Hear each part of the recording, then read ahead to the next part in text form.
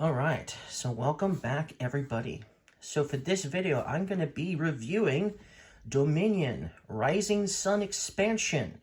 So I'll be talking about every single card in the expansion and how the cards work and function. Now, there's a couple of new concepts to this expansion. There's omens and prophecies, and then there's shadow cards.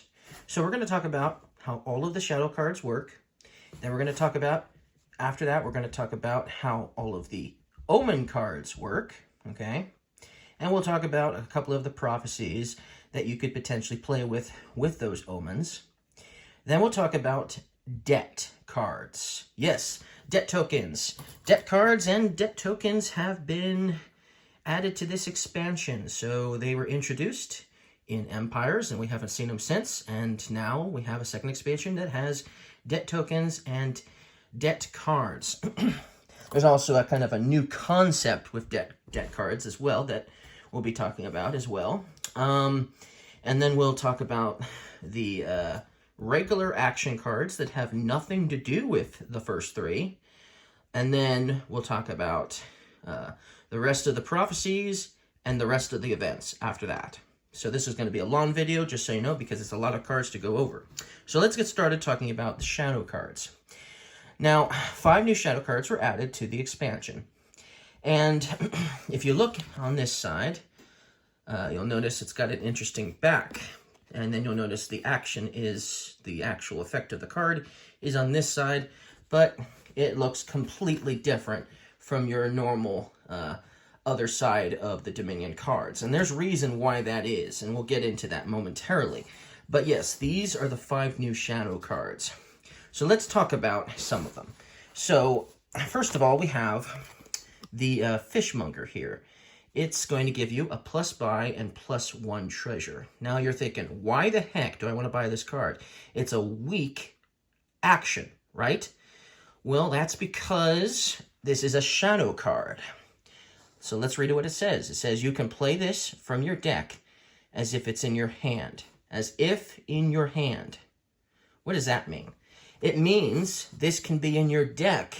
And on your turn, when you want to take an action, you could literally play this from your deck as if it was in your hand. So it's like an alternative hand almost, you know, that you could play. Now, it's just these types of cards, these 5 cards that you could play from your deck, okay? So let me explain how this is going to work. So let's say we have a discard pile, okay? And let's just say all of these cards are in my discard pile, and all of these cards are also in my discard pile, okay? They're all in my discard pile. So what I'm going to do is I'm first going to separate all of the shadow cards, okay? All of these shadow cards will get separated from the shuffling. So then you're going to shuffle the remaining cards in your discard pile to form a brand new deck like you would normally do. Then what you're going to do is after you have your new deck, the remaining cards in any order you want, okay? And this is a shadow card too. It's just been replaced with my own version of it, my own theme, okay? Because I don't like witches and other things, among other things. So, anyways, so what you're going to do is you're going to place them in any order on the bottom of your deck, like so. Now, at any time during the game, you are allowed to basically look at the bottom of your deck and look at the cards that are shadow cards only, of course, okay? And then you can look at them so you can refer to them whenever you want, you know, during your turn, at the end of your turn, beginning of your turn, when it's not your turn. So that way you know when you want to activate these cards, because you can activate them as if they were in your hand, right? So you need to know what they do, where they are, you know, that kind of thing. And obviously you can be choosing whatever one you want. So while it's in any order you want, you can be like, well, this one doesn't work for my strategy, this one doesn't work, but this one I need an extra buy. So you know what? We're going to take that one from the bottom of our deck, and we're going to play the Fishmonger to get that extra buy and treasure. That's how that's going to work. Now, what's really fascinating, and the issue why this this card being replaced to not having a similar back with the bat on the other side is because when you put these on the bottom of your deck, you are allowed to put them sideways. So that way, you know, you can kind of be like, oh, I have shadow cards here. Sometimes you can easily forget that you have shadow cards when they're facing the other way. But because they're sideways, you'll be like, oh, I have shadow cards here. Are any of these shadow cards going to work for my strategy on my turn? That's kind of the idea of that's how that's going to work, right? And so that's cool. So on my turn, I'm playing my actions. I can be like, okay, so I've got all these shadow cards. I could play, for instance, trash a card from my hand. From your hand, you gain a card costing up to 2 more than it, so it's a remodel. So basically, the bat is a remodel. Cool, it's a remodel, but I can play it from the bottom of my deck. So a remodel that you can play from the bottom of your deck. Fishmonger is like a half of a workshop, basically. Not even a full workshop, but not workshop, woodcutter. It's like half of a woodcutter, but you can play it as if it's, you know, from the bottom of your deck. So that's actually more useful now because it's not clogging up your hand with an action that you don't really want to waste, but maybe you will at some point. This one is Alley. It's going to let you draw a card. It's going to give you an action, but then you're going to have to discard a card, so it's not that great of a cantrip for sure. It's not that great of a card because you have to discard whatever you're drawing, but because it's something you could play on your turn from the bottom of your deck, it's slightly more useful than it would have been just if it was sitting in your hand. Ronin here will let you draw until you have 7 cards in hand. So it's a library. It's a library that you can play from the bottom of your deck. Cool. And then Ninja here, it gives you a card, but then each other player discards down to 3 cards in hand.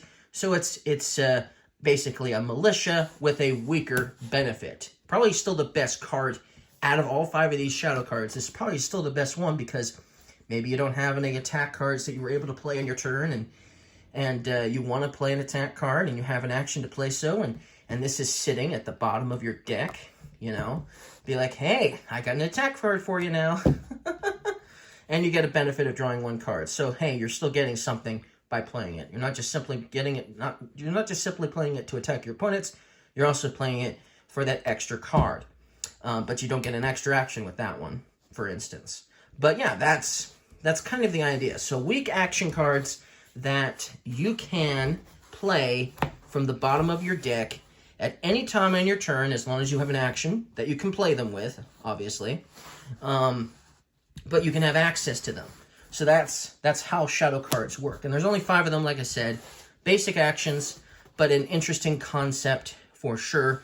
Definitely will add a little bit more thought process to your strategy. So that's why it's better to keep your shadow cards in sort of a, you know, sideways position so you can kind of know that they're there, and then you can refer to them whenever you want. So whenever you need to. So that's cool that they let you do that. It's cool. It's a cool function for sure. So that's how shadow cards work.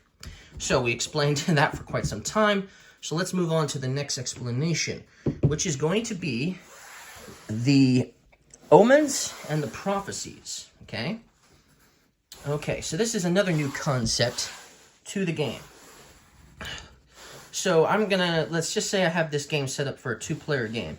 When you play a 2-player game and you're playing with a prophecy, you're going to put 5 sun tokens on said prophecy, okay? That's how that's going to work. Now let's actually zoom in a bit so you guys can see everything in better detail, okay? So the way prophecies are going to work is there's something that is going to basically change the game. But they don't change the game at the start of the game. They change the game when these sun tokens are removed. So what does this great leader prophecy do? It lets you, after each action card you play, you get +1 action. So this is a benefit you'll have for the rest of the game once these sun tokens are gone. Okay? Well, how do you get rid of these sun tokens? Well, that's with these omen cards. So let's look at the tea house, for instance. It says +1 sun token. Okay, well, when you play Tea House or any other Omen card that says +1 sun token, what you're going to do is you're going to just simply remove a sun token from the equation. Okay, every time you do that. Now, because there's still sun tokens here, this is still not in effect. Then, as you play more of these Omen cards, okay, you're going to eventually remove all of the sun tokens from the prophecy. And then once that happens, for the rest of the game, all players will get this benefit.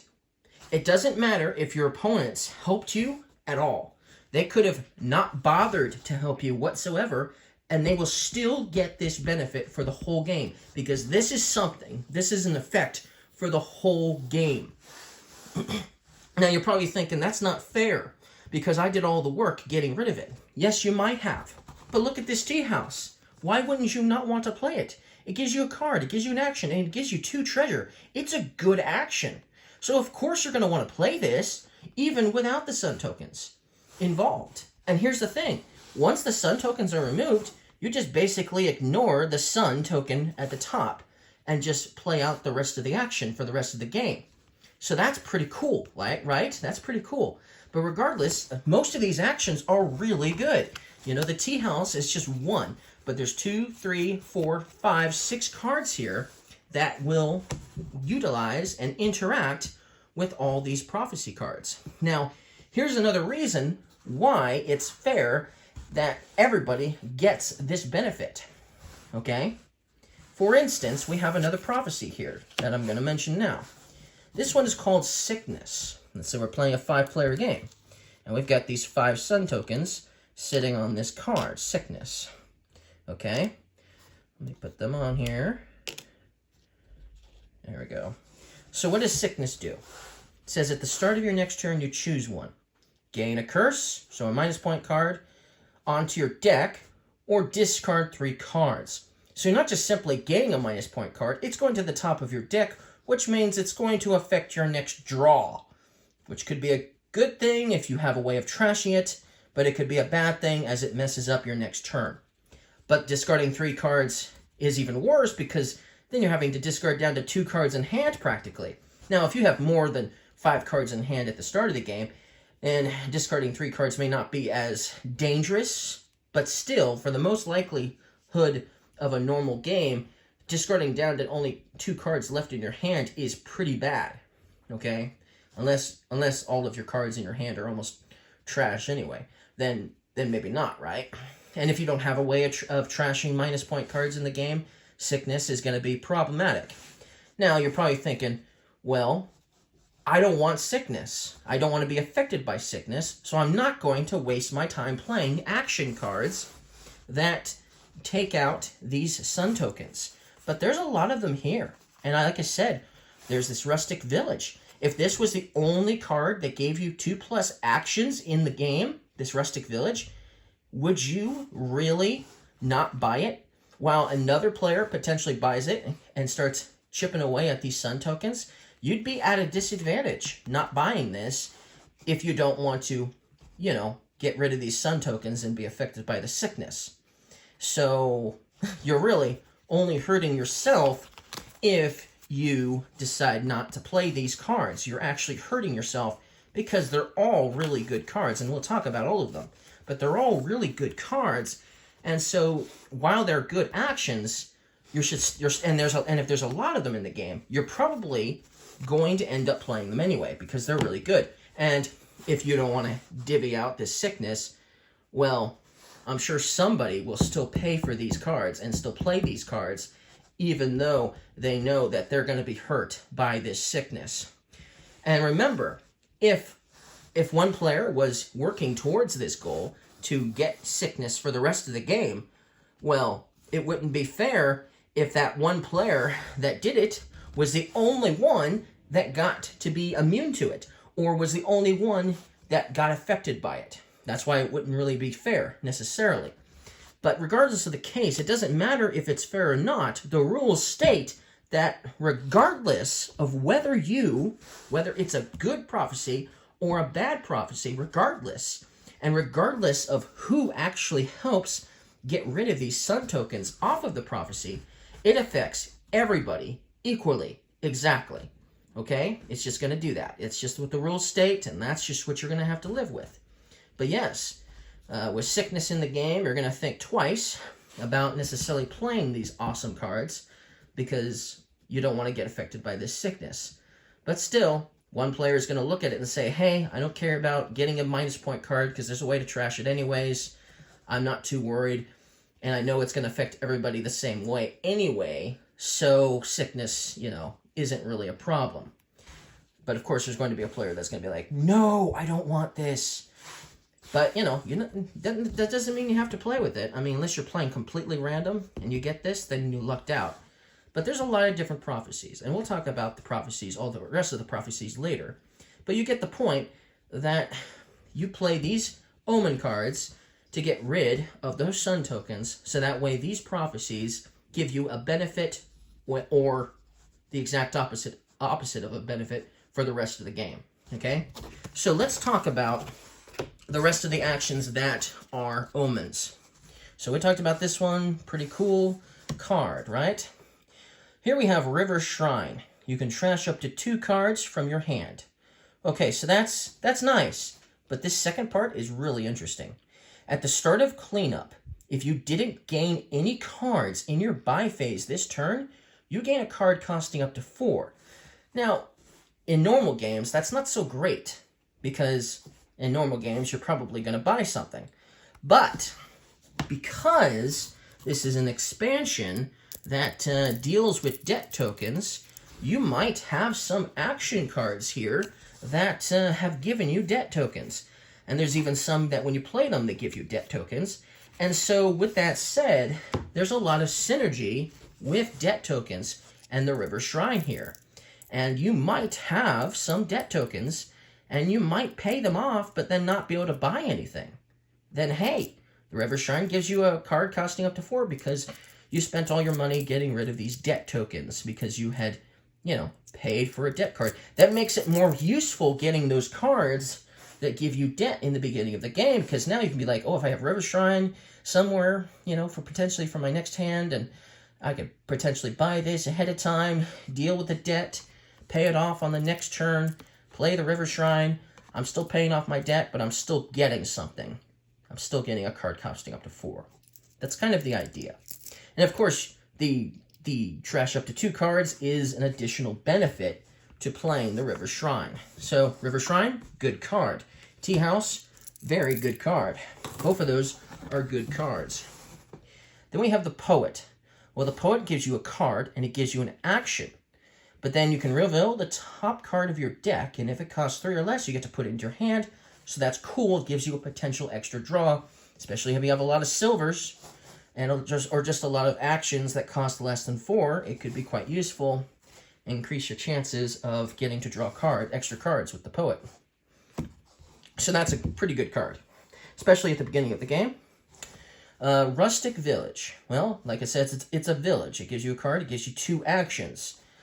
You may discard 2 cards for an extra card. So, hey, if you got a lot of victory cards or minus point cards in your hand, to discard a couple of those, you get an extra card. So 2 cards, 2 actions. For a 4-costing card, that's not bad. It's a pretty good card nonetheless. Like I said, it's another good card that's an omen. Another good one. Okay? Mountain Shrine. Now, this you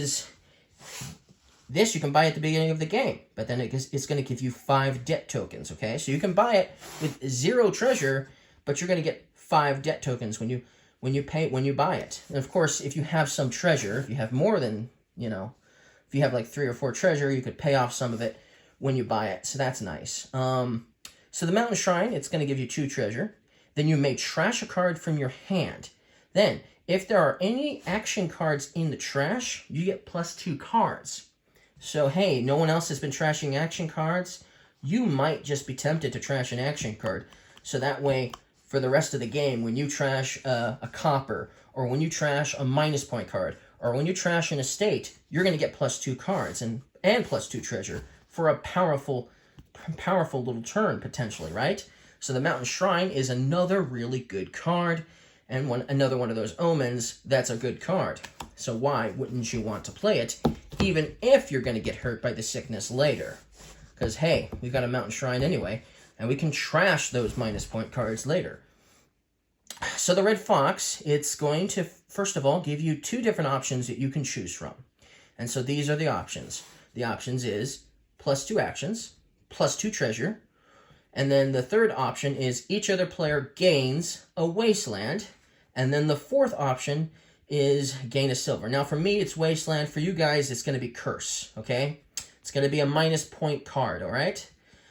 So you can, so if I was to play this, I could be like, I'm going to get the 2 actions, and I'm going to give everyone a wasteland.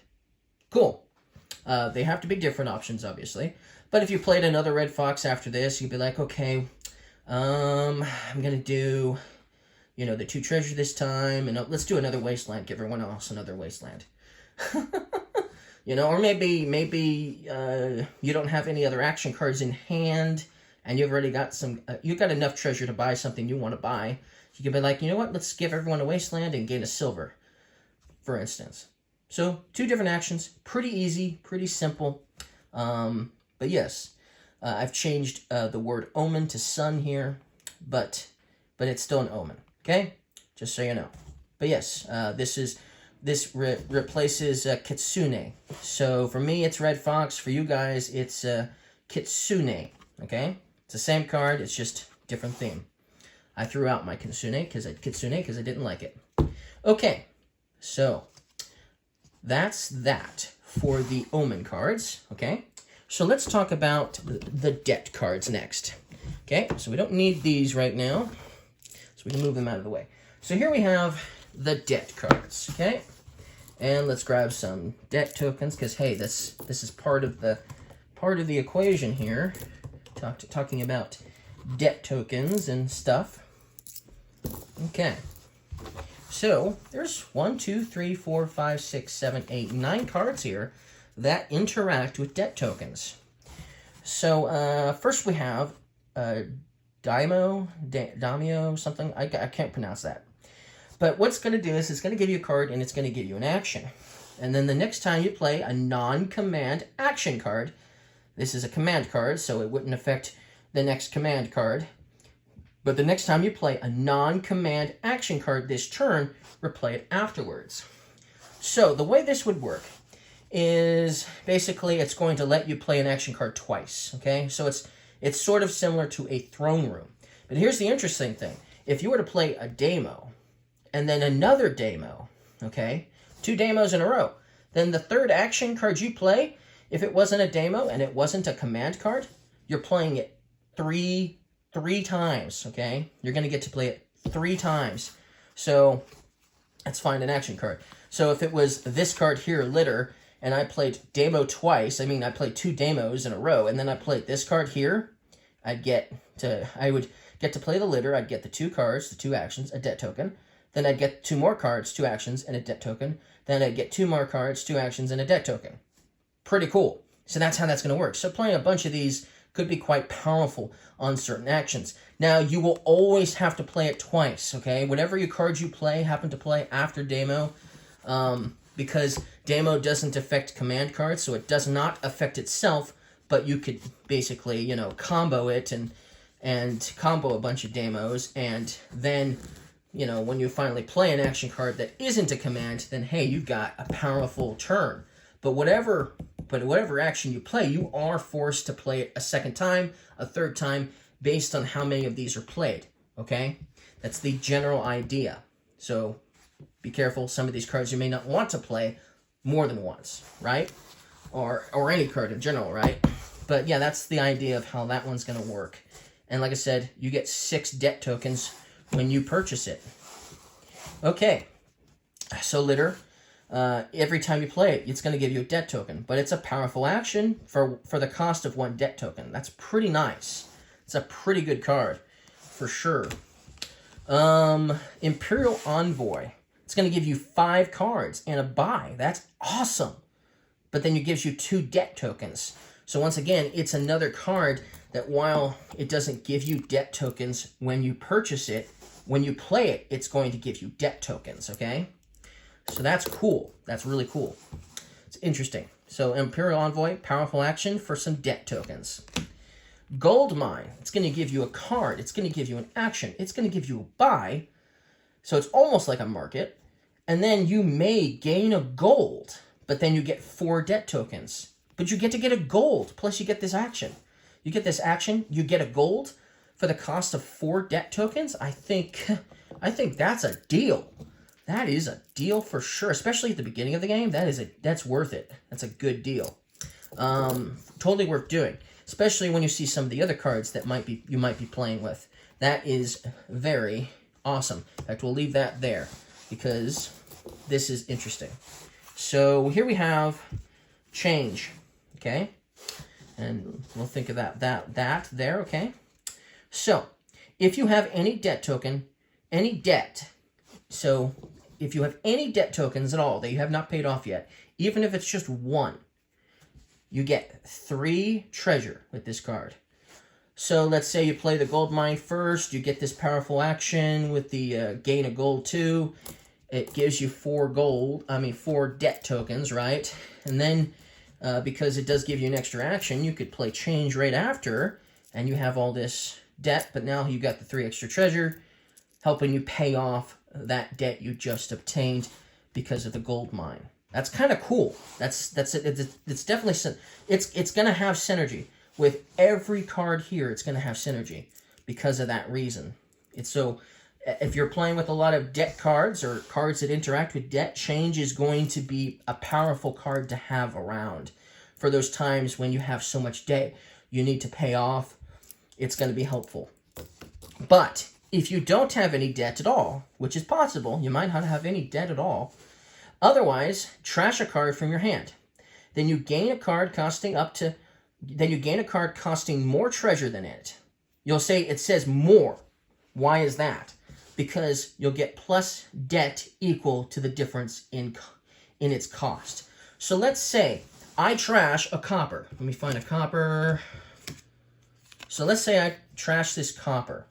I could trash this copper and gain this gold mine in its place. So I could trash the copper and get a gold mine. But if I do that, I'm going to get 5 debt tokens for doing that. So that's 4, so 5. I get 5 debt tokens because that's the difference in cost from 0 to 5. So that's how that's going to work. So basically, you could use it to get a gold. You could use change to trash a copper to get a gold for the cost of 6 debt tokens. That's kind of an interesting card. Change is one of my favorites in this expansion, especially if you're playing with lots of debt cards. I have to say change is one of my favorites because of that, because it's such an interesting card that interacts with debt tokens. So that's how change is going to work. So now that you understand that, it gives you some ideas. You could use this to gain a province too, by the way. So if you don't have any debt at all, you could trash a copper from your hand and gain a province. That's amazing, right? Of course, you'd have to take 8 debt tokens to do that. But I would have to say that's pretty awesome. Pretty worth it, for sure. Powerful, powerful card. So, powerful. Gives me some ideas. So, Root Cellar, it's another good card. Gives you 3 cards and an action. So, it's a really good card, action-wise. But it's going to give you 3 debt tokens. So, there's a card called Warehouse in the Seaside expansion that makes you discard 3 cards. This is way better. Because I would rather take a few debt tokens. I'd rather take a few debt tokens than be forced to discard 3 cards after drawing 3 cards, especially if all the cards in my hand are good. I would rather take the debt. Especially with this expansion, when you've got a card like Change around. That's a good card. Root Cellar is a good card. Craftsman, it's going to give you 2 debt tokens, but then you gain a card costing up to 5. So if you have a lot of debt and you're having a difficult time paying it off, you still always get to gain a card costing up to 5 with this Craftsman. So it's a pretty nice card. It's going to be quite helpful if you're playing with a lot of cards that deal and interact with debt. So that's cool. Okay, and so the last card we have here that works with debt is called Artist. It's going to give you an action. and it's going to give you +1 card per card you have exactly 1 copy of in play. And it's going to give you 8 debt tokens when you purchase it. If you can pay some of it off, great. If not, you can still purchase it even if you have 0 money, assuming you have the buy to buy it. But it's a very similar card to some cards that you can find in the Cornucopia expansion, because it's going to reward you for variety, but only 1 copy of each variety in play. So if you have a lot of actions in play and you've been playing a variety of actions and you don't have that many that are like copies, you know, like 2 villages, for instance, but you have like 1 village and you have 1 craftsman and 1 root cellar and stuff like that, then you could potentially draw a lot of cards thanks to this card, Artist. So it's actually a really good card, especially if you're playing the variety way. If you're making sure that you are utilizing all of the kingdom cards in the supply and trying not to play too many of the same card, or let's face it, trying not to be a village idiot playing too many villages in 1 turn, the Artist is a really good card. Definitely. It's beautiful artwork for sure. I like the picture, but I like the card. It's a good card. So that's the debt token cards. That's how they function. Okay. So let's talk about the cards that have nothing to do with debt tokens or omens or prophecies or shadows, for that matter. So there's about 7 cards here. Let's see, 3, 6. There's 6 cards here that don't really have anything to do with any of that stuff. So first we have Rice Broker. Okay, it's going to give you an action. Then you can trash a card from your hand. If it's a treasure, you get 2 cards. If it's an action, you get 5 cards. Whew! Man, if you got some action cards you don't like or that were useful in the beginning of the game, trashing an action to get 5 cards, that's powerful, right? Hey, if you have a lot of coppers, this is a good way of getting rid of the coppers for an awesome little benefit, for sure. So Rice Broker is a really good card.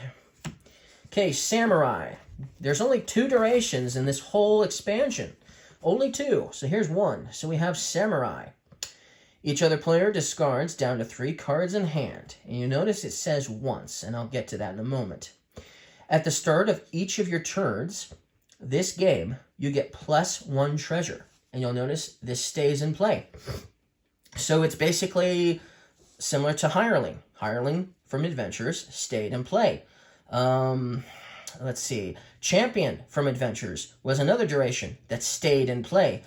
And so there's some other durations that stay in play, but this is another one of them that gives you a treasure for the rest of the game at the start of each of your turns. That's cool.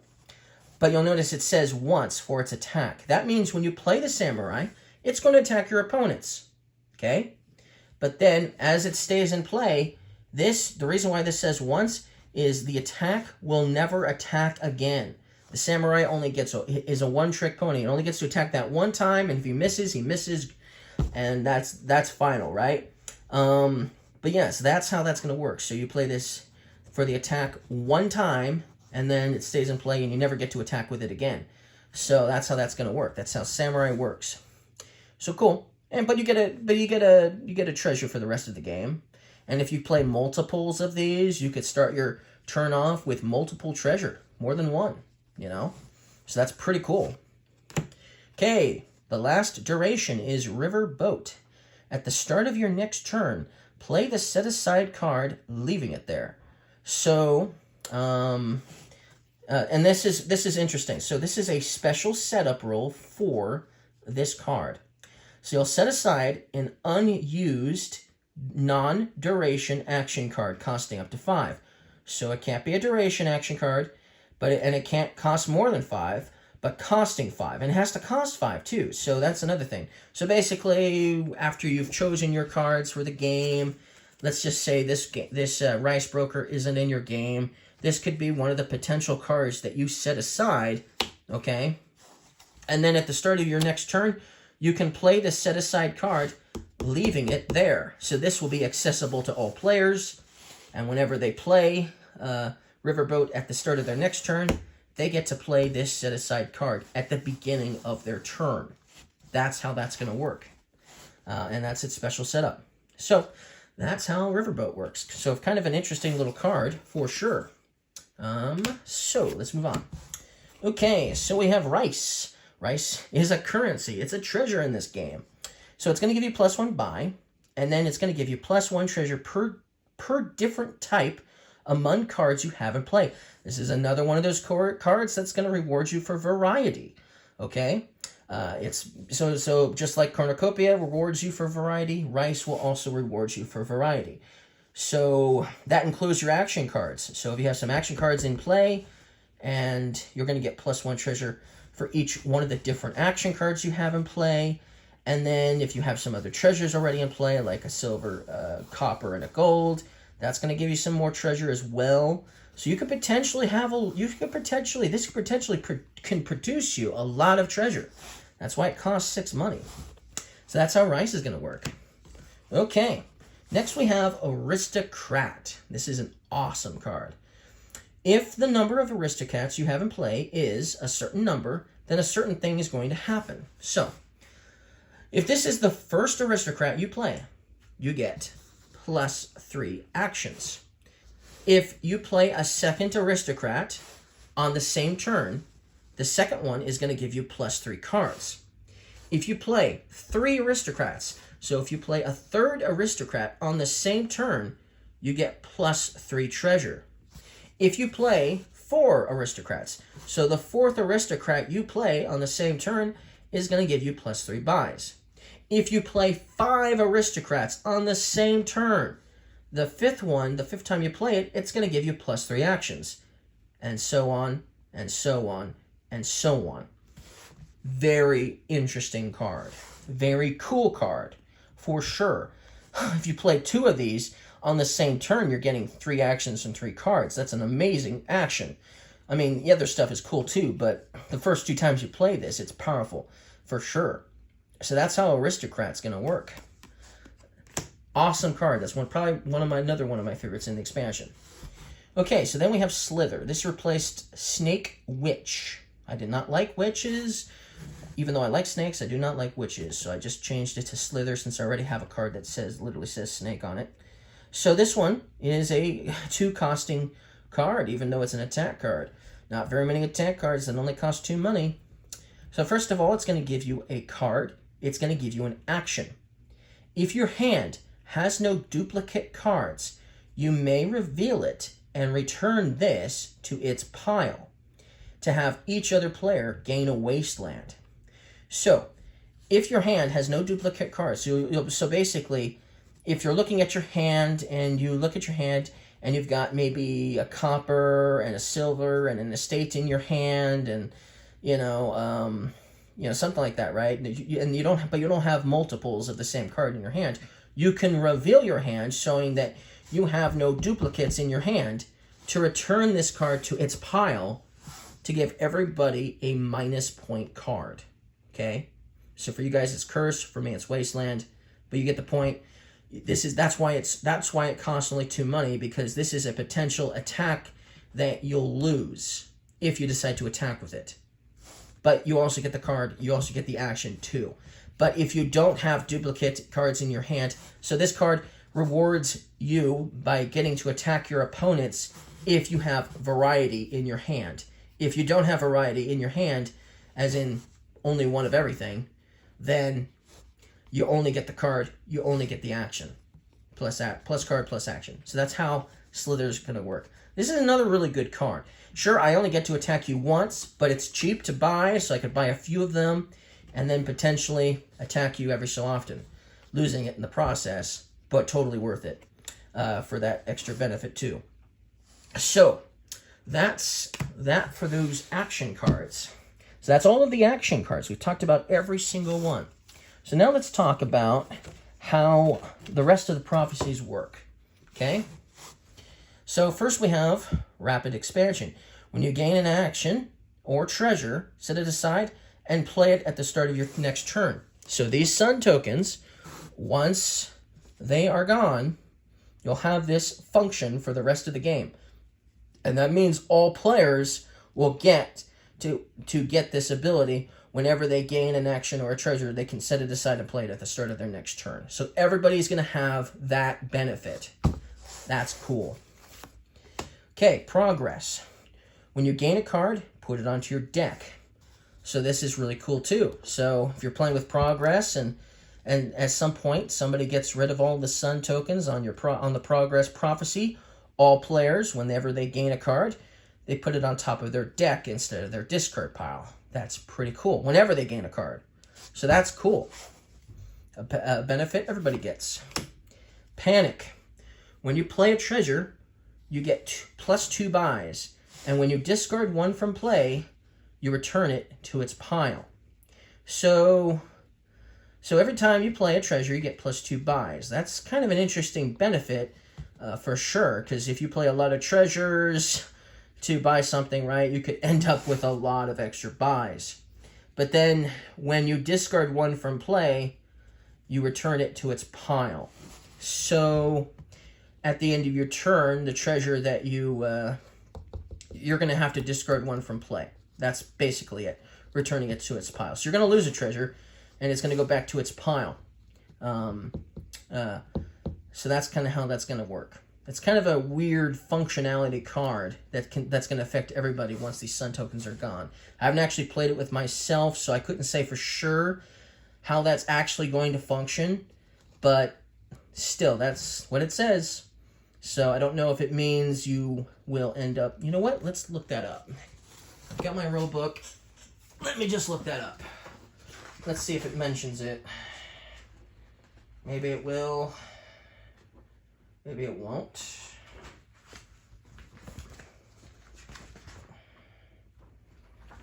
If it doesn't, it doesn't, right? Okay, let's see here. So just give me a second.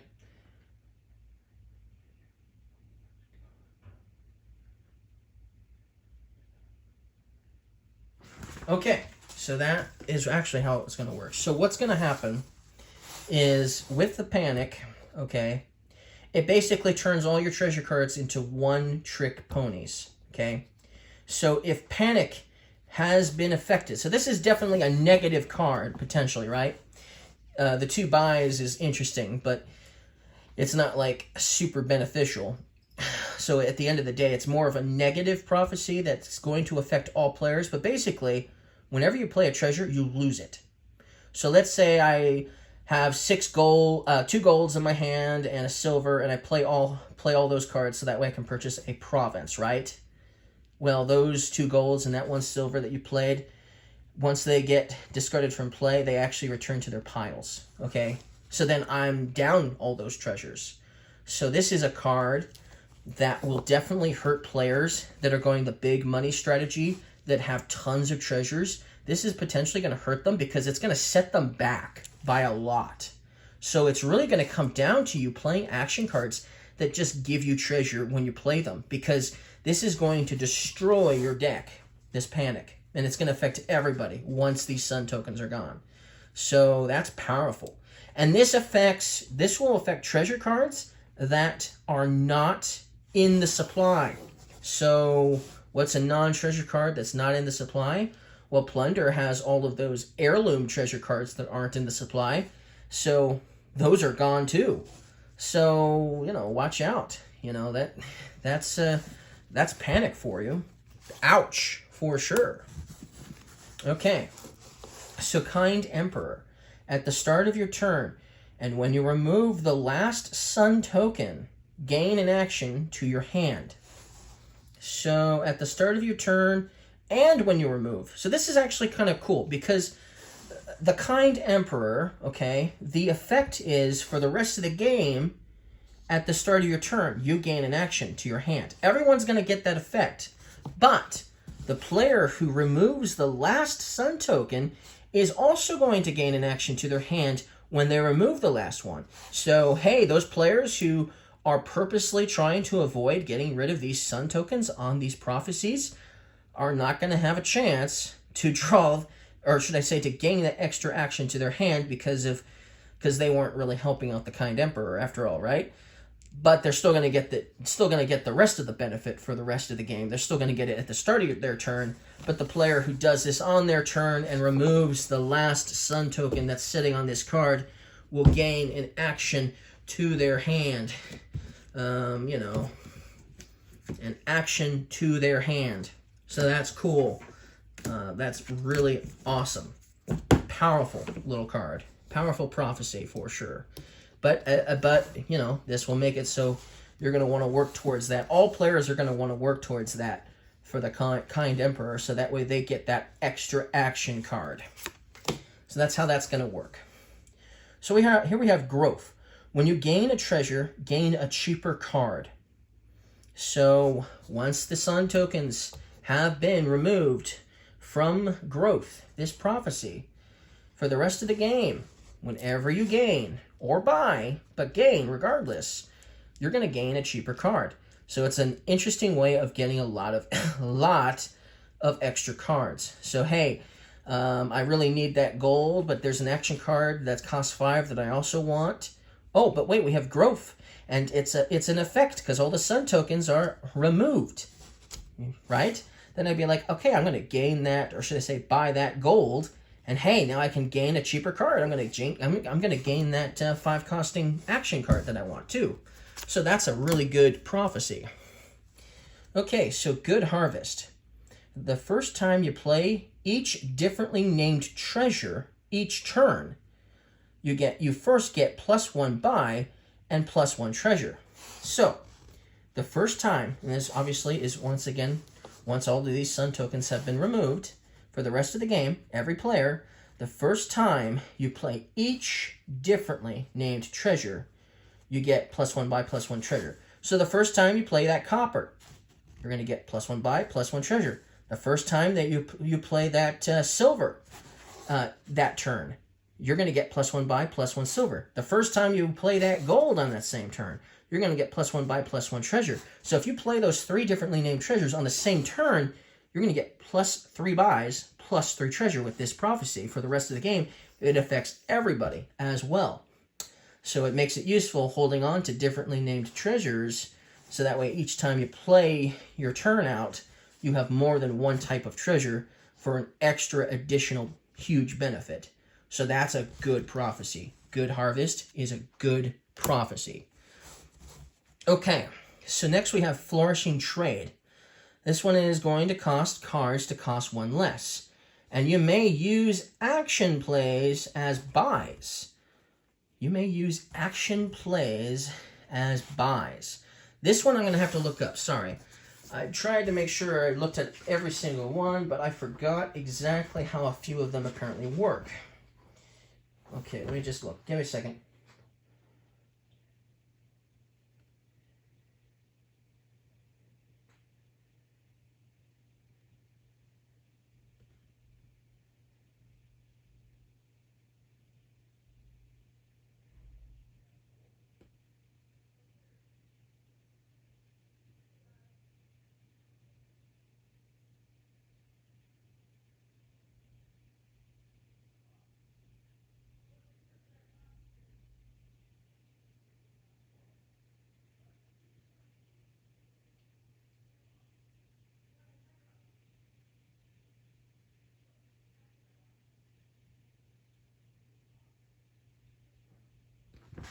Okay, so I looked it up. So this is how it's going to work. So that's cool. You're going to get, first of all, you're going to get all cards in the supply, deck, hand, doesn't matter, are all going to cost 1 less for the rest of the game. So once the Sun tokens are removed from Flourishing Trade, that means for the rest of the game, provinces will only cost 7 treasure for the rest of the game. That's cool, right? That means any card, gold's only going to cost 5 for the rest of the game.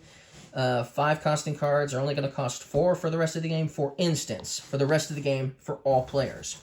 But what's interesting is you may use action plays as buys. So what that means is, let's say you have, this is actually, the Flourishing Trade is the perfect prophecy for the Village Idiot. Okay, let's say the Village Idiot, it's not the best prophecy for the Village Idiot, but it's definitely useful for the Village Idiot.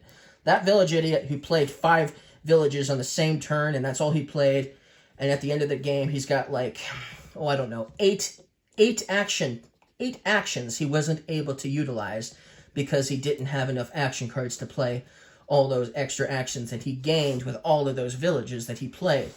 Well, he can use those extra actions that he didn't utilize and turn them into buys, okay? That's the idea of this prophecy. So, hey, it helps out the village idiot a little bit.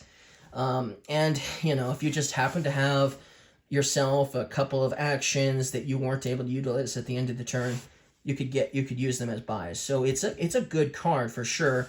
It's especially good for the village idiot. But that doesn't mean you should be a village idiot even if this prophecy is in the game. Just so you know. Okay, so next we have Enlightenment. Treasures are also actions. So that's kind of interesting. When you play a treasure in the inaction phase, instead of following its instructions, +1 card, +1 action. So that's why it says treasures are also actions. So Enlightenment means once the sun tokens are removed from this prophecy, for the rest of the game, all treasures are considered actions. And if you decide to play a treasure in your action phase, instead of following its normal instructions, it's basically going to give you a card and it's going to give you an action. That's how it's going to work. So, hey, I've got a copper, and I don't think I'm going to utilize it for its treasure anyways. So you know what? Let's use that copper and play it during my action phase because I've been enlightened here to say, hey, now I get a card in action. That's how that's going to work. Interesting card. Okay, so Divine Wind is next. When you remove the last sun token, remove all kingdom cards piles from the supply and set up 10 new random piles. So this is a very interesting prophecy because it's a one-time thing. So what you're going to do is there's going to be a certain amount of these sun tokens on the Divine Wind like normal. 5 technically in a 2-player game. Okay? So as you chip away at these sun tokens, there's still not going to be anything going on with the Divine Wind like normal. But once they're all gone, then once the last one is removed, okay, once it's removed, all of your kingdom cards that are, so let's say these are all the kingdom cards in your pile, in the kingdom supply pile that you were playing with for the game, they're all gone. And you redraw 10 new kingdom piles. So this Divine Wind completely changes your game. Let's say you have no attack cards in your game because that's just how the setup worked for the game, right? And Divine Wind then removes all those action cards, all of the cards that were in the Kingdom Supply pile, even the treasures and all that, and then replaces it with 10 new cards, and now you've got attack cards. Or let's say there were attack cards in the beginning of the game, a Divine Wind erases everything, and you basically reset up the whole game. That's what that means. You're going to reset up the whole game, practically, with Divine Wind. This is the most interesting card in the most interesting prophecy in the whole set because of that reasoning. Because you can completely change the game for the rest of the game. Now, the cards that you bought before the Kingdom card piles are removed from the supply, you will still have for the game. So they're not gone. It's just that, hey, if there was an action card you were planning on buying and you haven't bought it yet, and then somebody removes the last sun token from the Divine Wind, well, you've lost your chance because now it's gone and 10 new cards have taken its place. That also means that, in certain games when it's 3 kingdom supply piles that are removed to end the game, if you were working towards that and no one was really buying that many provinces, that most likely means that the way the game is going to end is when the province piles are removed, because now you've got to start all over by removing from the cards from the kingdom supply piles, right? So regardless of the case, Divine Wind is an interesting card. I've played with it a few times, and like I said, this is the coolest prophecy in the expansion. Okay, so next we have Bureaucracy. When you gain a card that doesn't cost 0, gain a copper. So, if you're a player who hates coppers and tries to get rid of them as soon as possible, right, like usual, whenever you gain a card that doesn't cost 0, you're also going to gain a copper. And it's going to affect every player, every single player, okay? After the last sun token is removed, It's going to affect every single player. So with Bureaucracy in play, once the Sun tokens are gone, you're going to have a huge amount of coppers at the end of the game, because you're never going to ever get rid of all your coppers thanks to Bureaucracy. That's Bureaucracy for you. Okay, we still got 3 more here. So, Biding Time.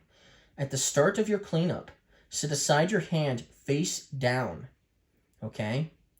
And then at the start of your next turn, put those cards into your hand. So, this is interesting. Biding Time.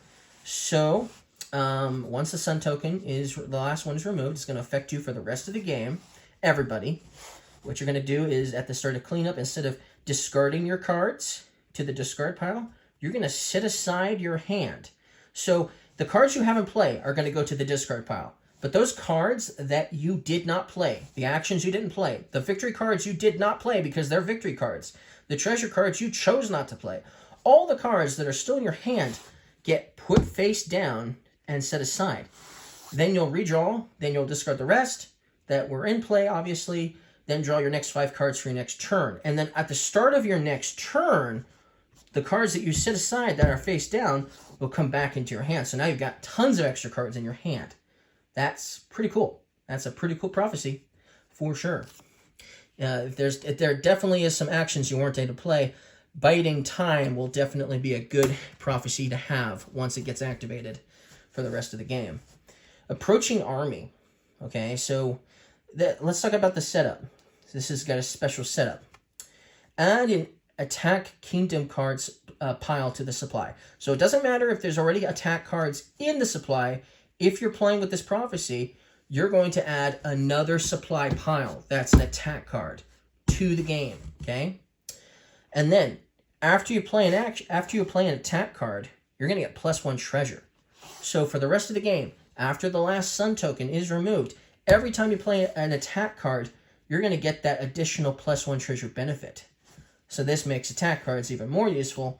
Getting that extra treasure is going to be awesome. So that's a good one. I like that one too. Okay, then we have Harsh Winter. This is a prophecy that interacts with debt tokens.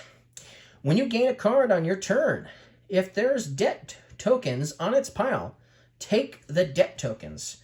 Otherwise, put 2 debt tokens on its pile. So let me grab an action. Let's say it's Aristocrat.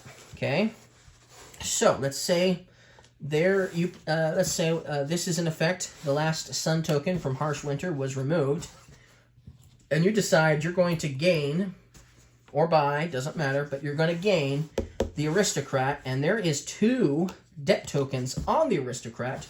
On the Aristocrat pile, you're going to take that card and the debt as well. Regardless of whether you buy it or gain it, you're going to get the debt as well. But if there isn't any debt on the Aristocrat supply pile, as an example, then when you take it, after you take it, you'll put 2 debt tokens on the other, obviously, the rest of the pile, the other Aristocrats in the pile, right? So regardless of the case, there's going to be debt tokens here and there and everywhere on Kingdom card supply piles. So that's how that's going to work. And like I said, when you gain a card on your turn, so that means if you gain a province / buy a province, after you buy that province, if there's no debt tokens on it, these debt tokens are going to go to the province pile. That's what's going to happen. So it's going to affect the next player who potentially wants to buy a province. They're going to have to deal with the debt. And then the next player, and the next, and so on, right? So that's Harsh Winter for you. It's harsh indeed, for sure. So that's how those prophecies work. We've talked about all of the prophecies, and this is already an hour-long video, right? Well, we still got some events here to talk about. So let's try to go through these as fast as possible. Now, events were introduced in Adventures expansion, and we've had several expansions that have events since then.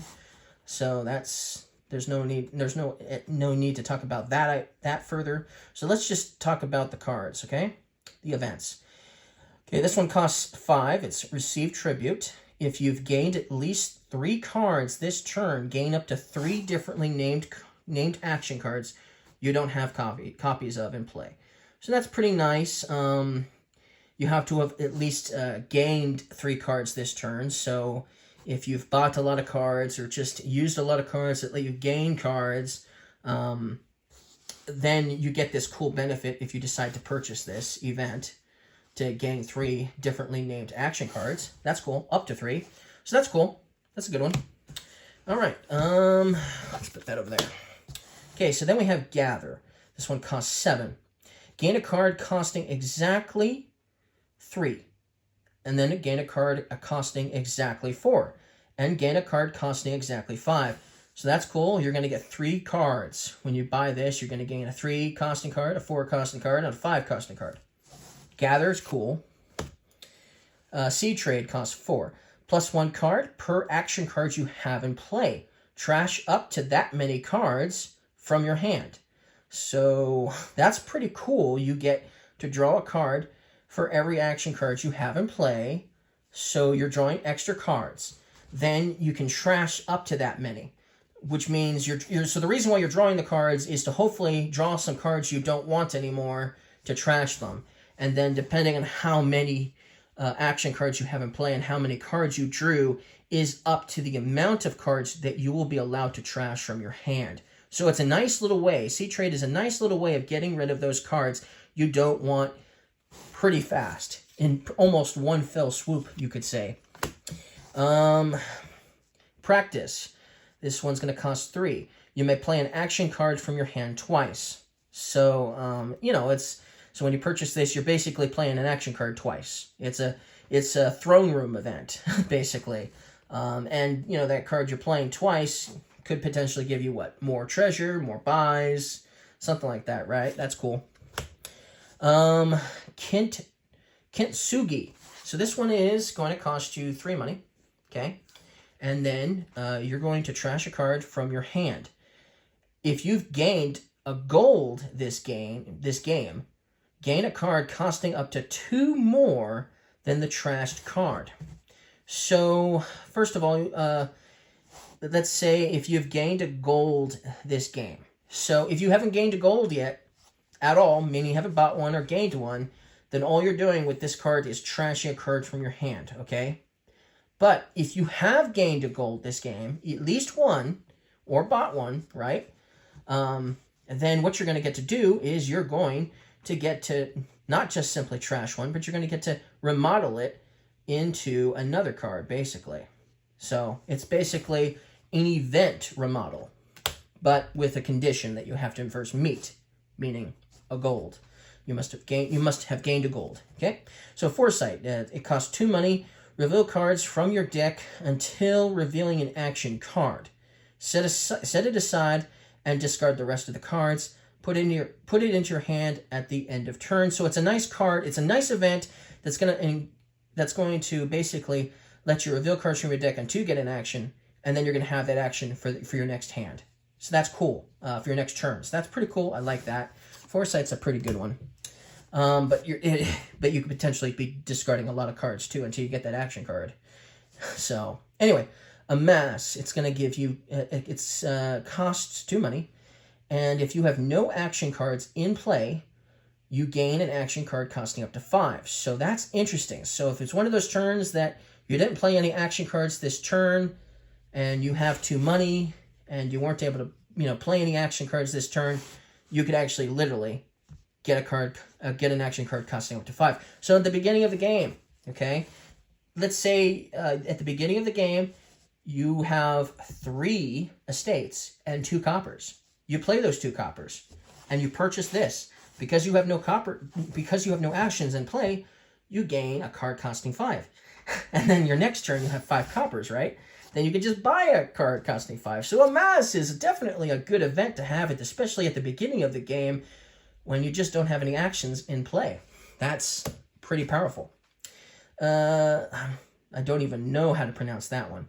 This one is going to cost 2 money. Pay any amount of treasure to trash that many cards from your hand. So you first have to have treasures in play that you're going to pay off, and you still have to have treasure left over after you purchase this. And then you can trash that many cards from your hand. So hey, I've got some estates in my hand. I want to trash them. I have a silver and a couple of coppers in play. I purchased this. That means I've got 3 treasure left over. Hey, I've got 3 estates in my hand. I'm going to trash those estates. That's how this card works, basically. It's an idea. Got 2 more, and then we're done. Credit. This one costs 2 money. Gain an action or treasure costing up to 8 money. Well, that's cool. You can't gain a province, because that's a victory card only, right? But you could get a gold. You could get an action card costing 5. If there was an action card that costed 8, or a treasure card that costed 8, you could gain one of them. But then you're going to get debt tokens equal to its cost. So if you gain a gold, you're going to get 6 debt tokens. But hey, cheap way of buying a gold and then dealing with the debt later, it's not such a bad idea, especially in the beginning of the game. So that's credit for you. Give it where credit is due. And then the last one is a debt event. So if you purchase this event, it's going to give you 8 debt tokens after you purchase it. But this one is called Continue. Once per turn, gain a non-attack action card costing up to 4. Return to your action phase and play it. Get +1 action and +1 buy as well. So it's kind of an interesting idea. For 8 debt tokens, you can return to your action phase after gaining an action card that wasn't an attack card to basically play it for an additional potential benefit. So it's kind of interesting for 8 debt tokens. I don't know how I feel about this last one, but I don't know if I'd bother even buying it for that effect. But, you know, it depends on what action card it is, right? So that's Continue. And that's it. I've explained every single card in this expansion. I hope you guys liked this review.